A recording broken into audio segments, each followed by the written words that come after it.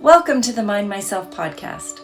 I'm Esther, and it is my pleasure to be bringing you information about healthcare approaches, health issues, and people's health journey stories, all from the complementary, holistic, and integrative perspectives, helping you become your own best health advocate and helping you make your own informed choices because you matter.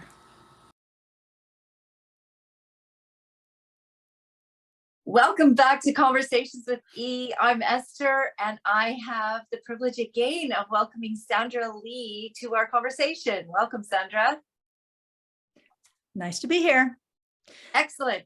So, Sandra, remind us of your credentials and your connection with food, because we're continuing our conversation with food today. I have been a licensed massage therapist for 30 years, helping people be healthy and happy and free of pain. And I also have some education in functional diagnostic nutrition, helping people through lab testing identify where their health issues are and how to work with them. Awesome. Thank you very much. So we have talked in episode number 1 about whole foods and about nutrition and what is organic, and we dabbled a little bit into GMO. And in our second episode, we talked a lot about what is genetic modification, what are the implications for us, and what difference that makes, and a certification process, etc. And today, we're going to dive into the controversial topic of fats and oils. Sandra, start us off with why fat is so important, and then we'll just ask some questions along the way. Why fat is so important is that every cell in your body is made up of a cell wall and then stuff inside. And the cell wall is made of fat. If you don't have enough fat, your cells can't be healthy. And your brain is a massive amount. A huge percentage of your brain is fat. So that's very important. Then fat is also the basic ingredient that becomes your hormones. And hormones are the regulation and the communication and all of the things that regulate how your body functions. Hormones are involved in all of that. And so fats become the hormones. So if you are eating low quality fats, or if you are purposely decreasing the amount of fat that you consume altogether, you're really depriving your body of that quality ingredient that enables your cells and your brain and your whole body to be healthy. That's why fat. Okay, so I have recently come to understand this. I read a book, and I'm not promoting it, I'm just telling you, I read this book. It was called The Big Fat Surprise. And then a reporter, investigative reporter, journalist, researched all of the primary research on fat since the 1920s. And it was shocking what she came up with. And one of the statements that I've heard over the years is, if you have a choice between sugar and fat, always go with sugar because your body can burn it more easily, but stay away from fat. And I hear you now just saying that we need some fat in our diet. Can you comment on the fat sugar conversation and go a little bit deeper into that, please? Fat is what has food taste good, other than sweet, right? Sugar is sweet, but when you get fat-free food, it's boring. It's terrible, because the fat adds that quality that makes something taste really good, different from sweet. But so fat-free food just tastes like cardboard. So it's we don't want to eat it. But when this whole, fat-free thing came into being, we'll talk about why in a few minutes. This whole fat-free thing, what did the manufacturers of food products do when we need to make it fat-free? We want people to like eating it, so it has to taste good.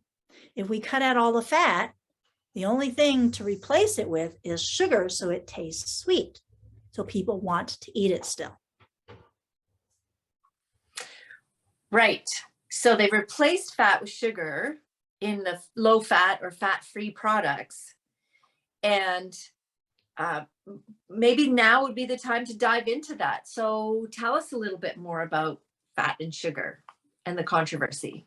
So where this whole low fat thing came from was from looking at cholesterol as being a problem. You've heard, have to have low cholesterol. And to lower your cholesterol, you have to lower your fat, particularly the saturated fat. So if we look at studies that happened probably over 70 years ago, when they did all these studies on cholesterol and found that cholesterol was a problem. One of the studies that was the key of this, okay, was they fed rabbits cholesterol. Rabbits are vegetarians. Cholesterol is only produced by animals.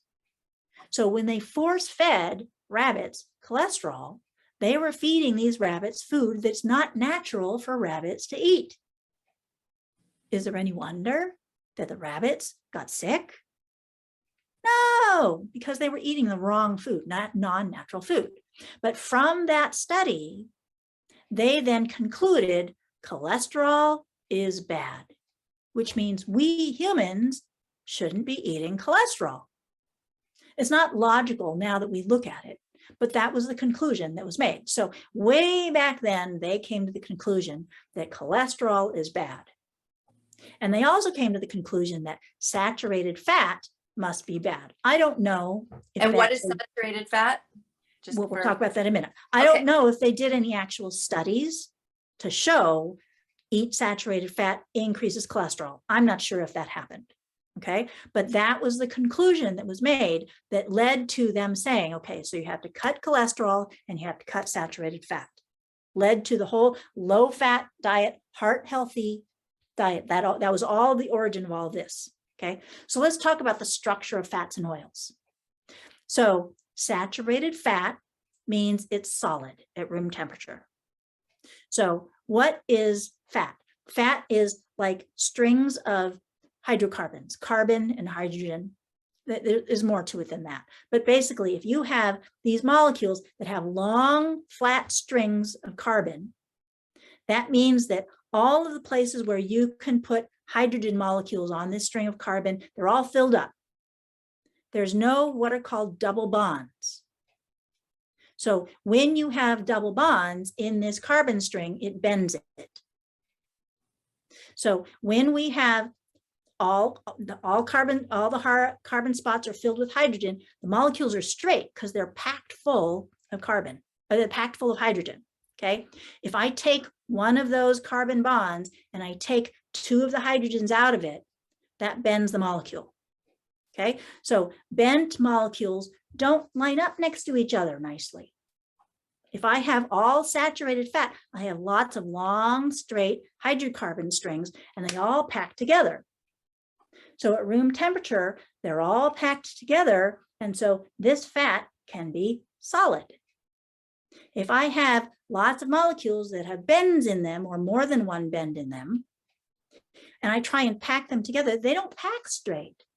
Does that make sense?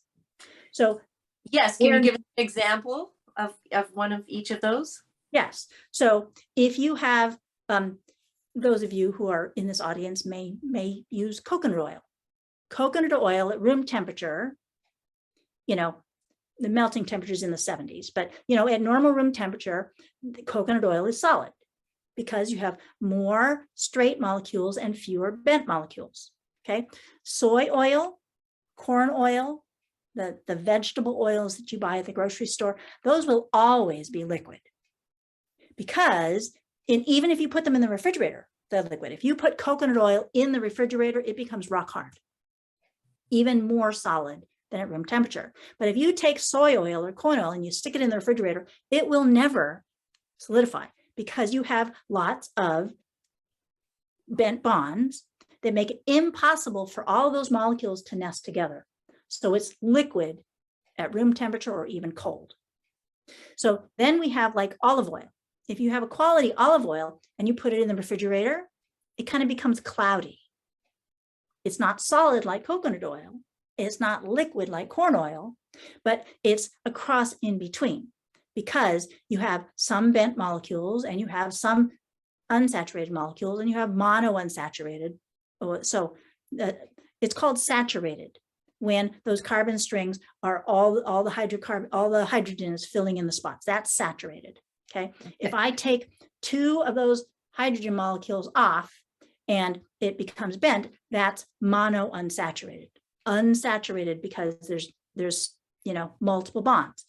And then we have 2 unsaturations. So it's like double unsaturations. So the more unsaturations you have, the more liquid it becomes. Okay, and what are the implications on those things that you were just talking about? And it's very science-based, which is cool. What are the implications on human digestion? And where does animal fat, before you answer that, where does animal fat fit into this? That's saturated fat, right? Like butter, yes. Fat in a piece of chicken or meat.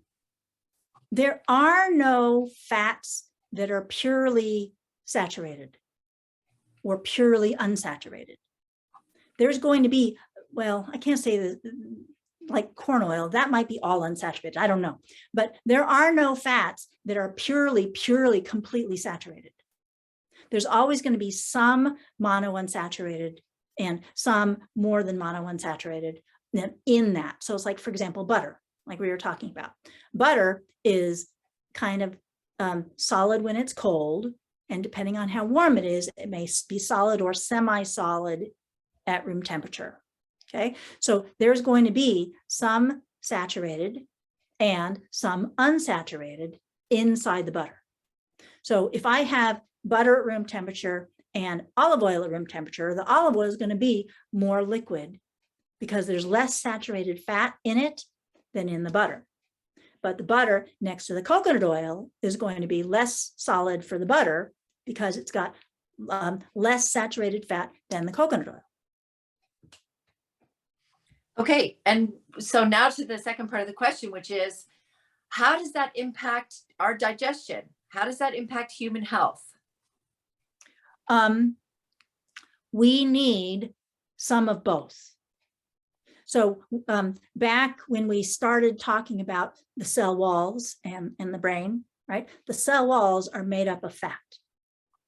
And we need to have some saturated fat in our cell walls, and we need to have some unsaturated fat in our cell walls. The cell walls need to be semi-solid. So cell walls have double layers of fats that make up the cell wall. So it's like all the way around the cell, you have this double layer of fats. Okay, so and you have this cell wall with this double layer of fats, and then you have proteins that are in the wall of the cell. And the proteins need to be able to move around the cell wall. So the cell wall can't be hard. If it was all saturated fat, this cell would be like solid in place, and it wouldn't be able to squeeze into, like blood cells have to be able to squeeze through the capillaries, right? So the cell walls need to be malleable. They need to be able to squish and move. So we need to have some saturated and some unsaturated and some cholesterol in my cell walls for the cell to be able to be healthy and function. Okay, so for somebody who has been on a low-fat diet for years, because there are organizations, heart health organizations, that promote a low-fat diet, and if you've got heart issues, that's one of the first things they say: don't eat red meat at all, if ever, and cut way back on your animal products and go to a low-fat diet. Can you comment on that from your perspective?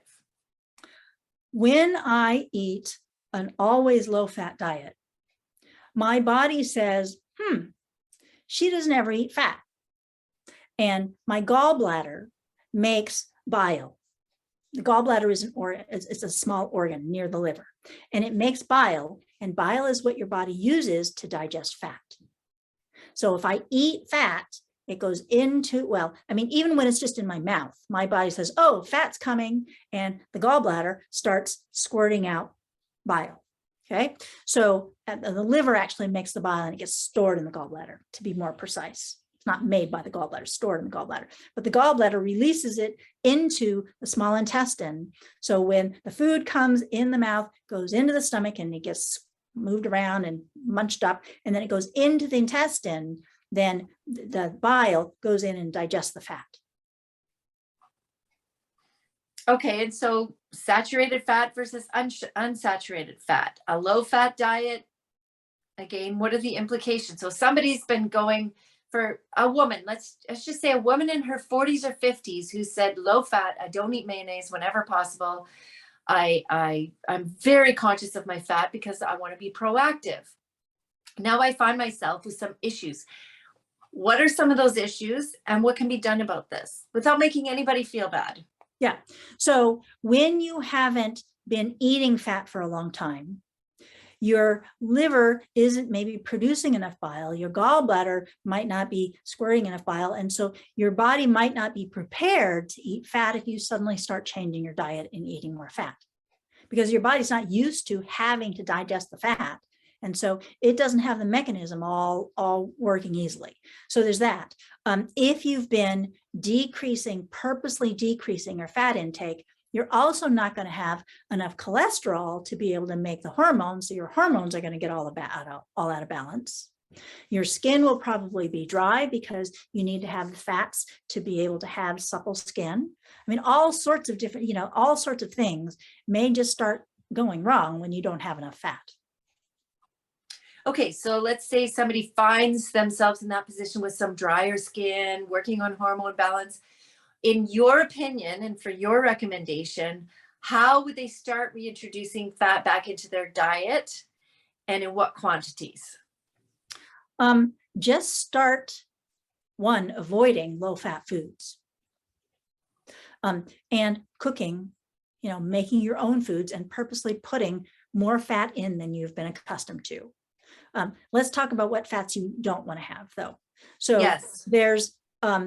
There's what's considered the heart healthy oils, the vegetable oils, the corn oil, the soy oil, the canola oil, all those liquid oils. Okay. I exclude from that olive oil and avocado oil. Those are the liquid oils, the ones that I use. There's some standards to do in choosing them. But for now, we're just going to say, soy, corn, and canola, you want to just eliminate them. I do not buy them.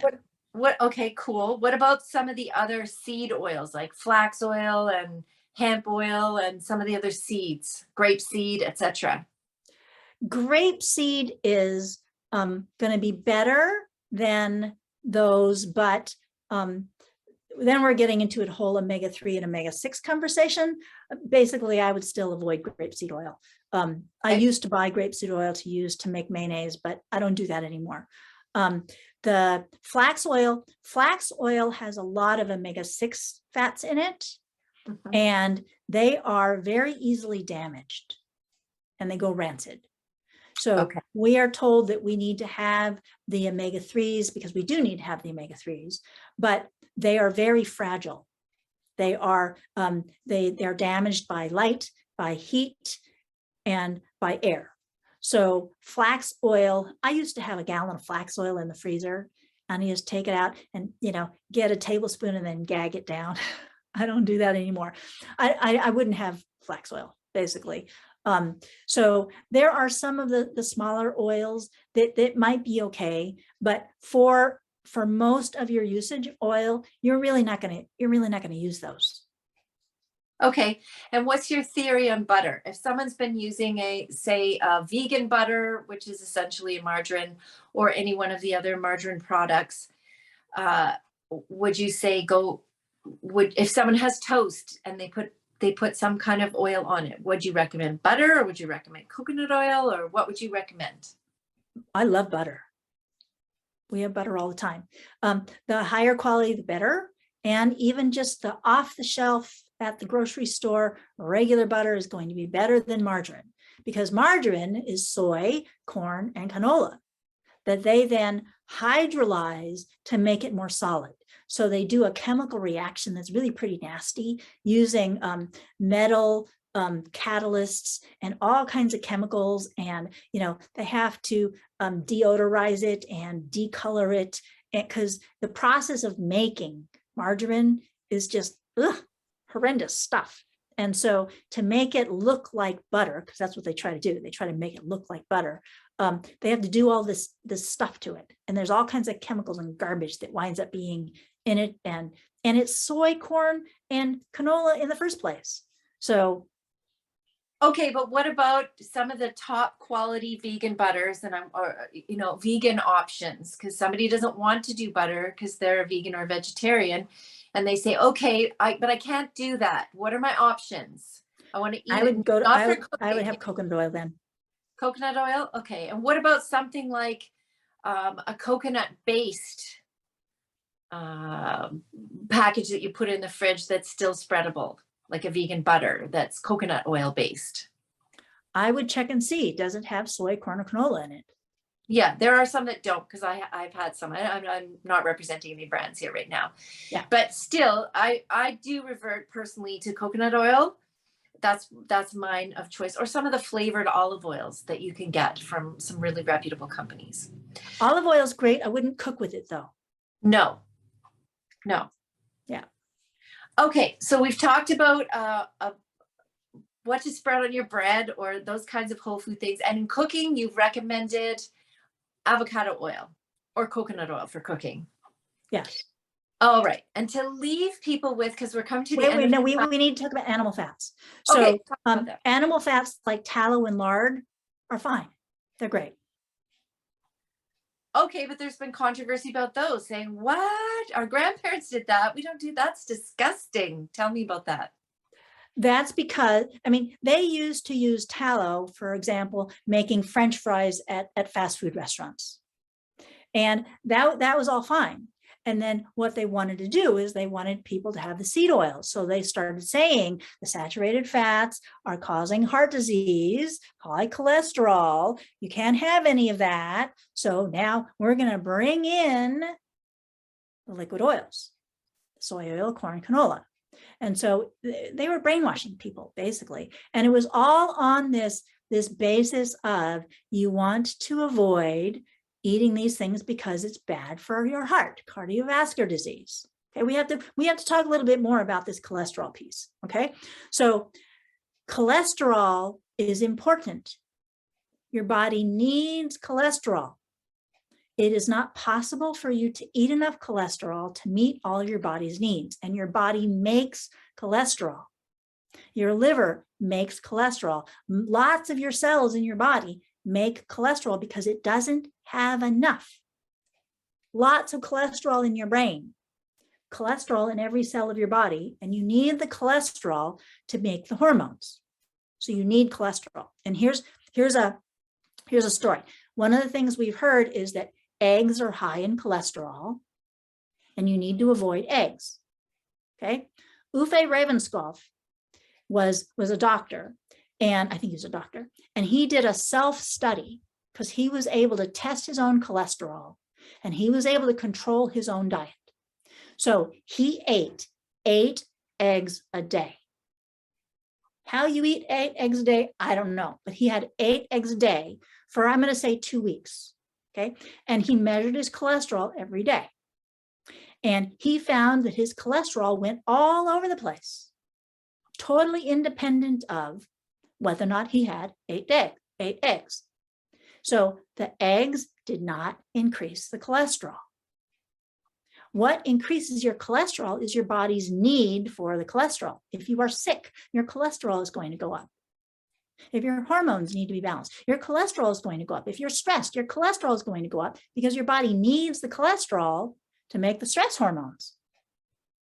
So it's totally unrelated to what you eat. Basically, is the message. Okay, well, there's so much more to learn. So check out the Mind Myself website under the resource section, and you will see a list of articles, books, resources that you can dig deeper, because we're just scratching the surface on this. Really, truly we are. So Sandra, before we leave people, what would your recommendation be today as an overarching summary about fats and oils? If you want to improve the quality of your food, changing the fats you eat is actually one of the highest priorities, even before going organic. If you are eating the liquid oils, soy, corn, and canola, get rid of them. This is the first thing to change. And so getting rid of is one, and then how much fat-ish? Everybody's going to be different, but if someone's been again on a low-fat diet, what is an optimal way to start increasing that? I know you referred to it, but give us an amount. Just add a little bit at a time. If your body struggles with digesting it, then just add it slowly, and then add a little bit more, and then add a little bit more. You will find that your food tastes better and you enjoy it way more. And then as your body gets used to it, it should get easier to digest it. Take digestive enzymes if you need to help you do that. Great. And of course, consult a medical practitioner. There are a selection on the Mind Myself website, or if you have somebody else that you trust, a medical practitioner, by all means, talk to them. This is a conversation to engage with your medical practitioner. Thank you again, Sandra, for being here. And we are going to have another episode on this. The next episode is going to be talking about whole food versus prepared and packaged food, because that deserves its own episode. So stay tuned for those. And thank you, Sandra, for being with us. Thank you, everybody. Thank you for being with us at the Mind Myself podcast today. We know that time is precious and you've spent some of your valuable time with us. We're grateful. If you would like to reach out to our guest directly, the information is below. And if you would like more from Mind Myself, that information is also below. Please visit our website and check out all the information about the different complementary, holistic, and integrative healthcare approaches, information about health issues, more podcasts, tons of blogs, and we even have a community page for you where you could reach out and tell your story safely, or you could ask questions and perhaps somebody else in the world is going through something similar to you. In any case, we're so glad you're with us, and we're doing this because you matter.